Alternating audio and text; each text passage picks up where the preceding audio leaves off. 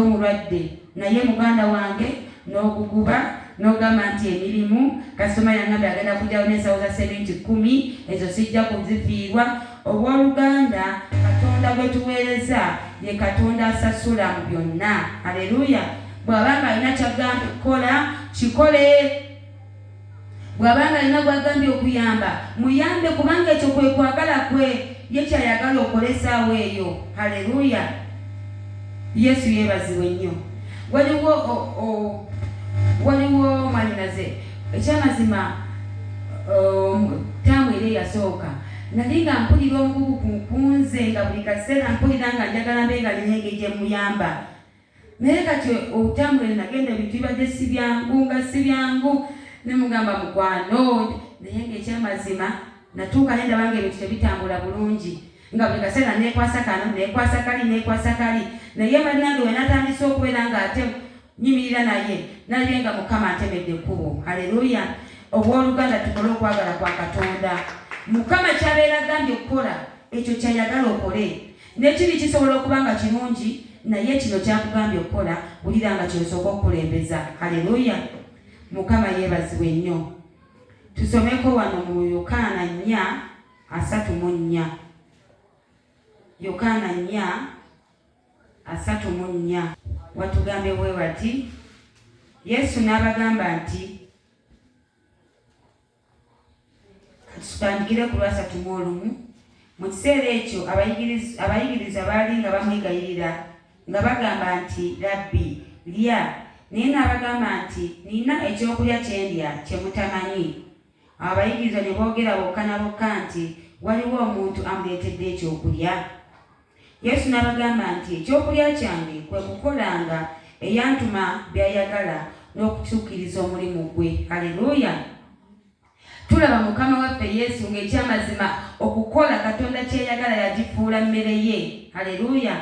Yakifuula kitundutundu ku bulamu bwe, yakifuula obulamu bwe yakugamba nga yayanakola kwagala kwa Katonda. Kuba oli watukira ogamba nti ekyokulya kyange kwe kukola Katonda kyayagala. Haleluya.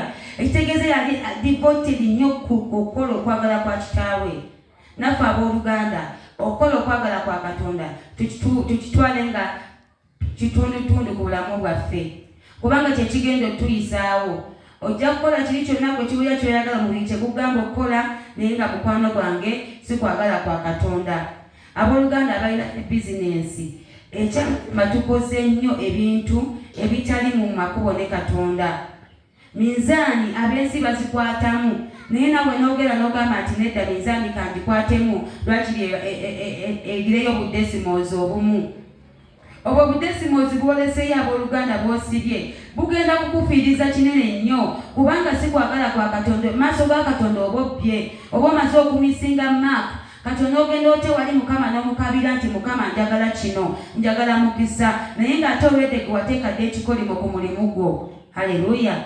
Mikwano okukola okwagala kwa Katonda kibeere kitundu ku bulamu bwaffe. Tufuna ebizibu bingi nnyo mu nsi muno ebisomoza obulamu bwaffe, era ebiseera ebisinga ebizibu bye bintu ebituleetera okuva mu kwagala kwa Katonda.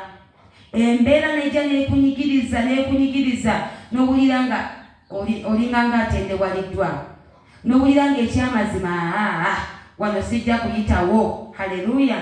N'ogamba nti nedda kino kankikole kubanga Mukama naye alaba nga nteekeddwa okukikola. Yesu yeebazibwe. Tulaba wano Mukama waffe Yesu wali Bayibuli wetugambye nti wagambidde nti singa kiyinzika ekikompe kinveeko, naye teyawanika, yagamba nga bw'oyagala. Kati naffe abooluganda mu mbeera yonna ne bwegaba amaziga gatya, mukwano gwange wulira ng'okola Mukama kyayagala. Haleluya. Wulira ng'okola Mukama kyayagala. Omugambye Mukama ngenda kukola bwe nti, naye ng'ekyamazima ddala kyoyagala.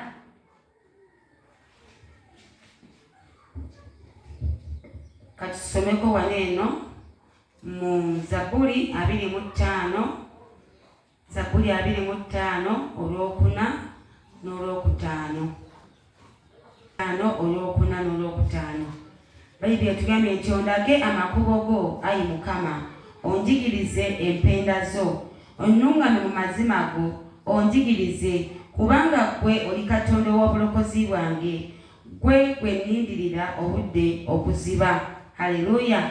Kati oyinza okubeerawo n'ogamba nti nedda mama Gulu ogamba okwagala kwa Katonda naye mmanya ntya Mukama kyayagala. Haleluya. Epointi esooka okuyita mu kusaba. Tumanya okwagala kwa Katonda through praying, nga tusaba abooluganda. Tulaba wano eno Dawudi yasaba n'agamba nti ondage amakubo go ayi Mukama, onjigirize empenda zo. Abooluganda, ekyamazima tubeere nga tunyiikirira nnyo okusaba. Buli